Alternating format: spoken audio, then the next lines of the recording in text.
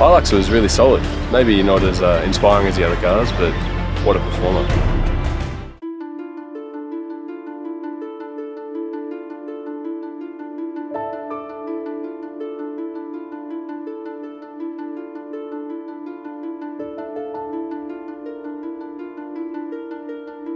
I actually have an 82 at home that I bought 34 years ago. The difference on this one, obviously they have the 4-door, and they also have the 3.0 diesel motor in it, which is awesome. So I appreciate this. I think we've got the Old Man Emu suspension on it and shocks, and they definitely absorb the bumps. And like we just came across 10 or 15 kilometers of corrugation, and that's the kind of thing where that suspension, at least on a solid axle vehicle, you know, that really helps out having good damping.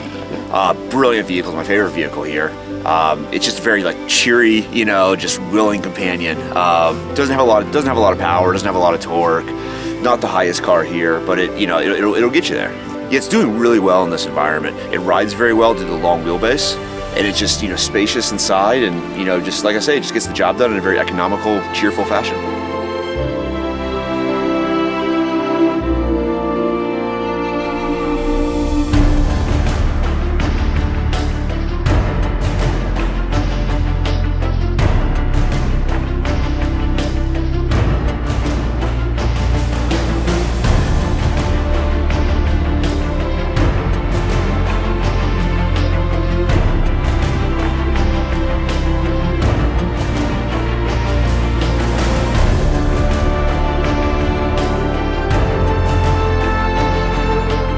The HiLux is lightweight and nimble, a little bit underpowered, but classic.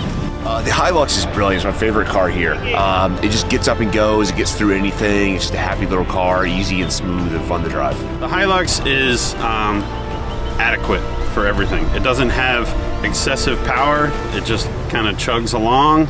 It's the vehicle that we don't get in America that I think a lot of the guys in Northern California would die for.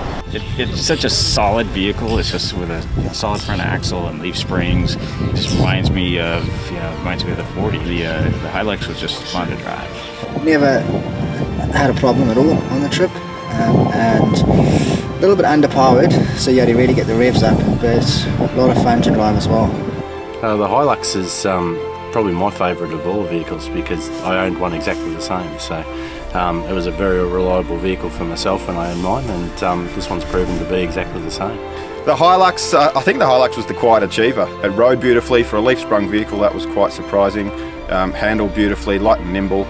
Didn't have any issues with it. I don't think we picked up a spanner to do anything on the HiLux, and definitely a favourite of some of the group as well. It's surprisingly good. I remember going to the launch of that model with the 3-litre diesel and the live axle front end. It steers better than I recall, and of course, having the live axle, we didn't have to worry about high crowns in the middle of the track or anything like that. When I first saw the HiLux, I thought that was a beautiful looking car. They'd done it up really well, and once again, it's given no trouble. I drove it up Big Red a couple of times and liked the car. A little bit underpowered, even though it's turboed, but really nice, a good car.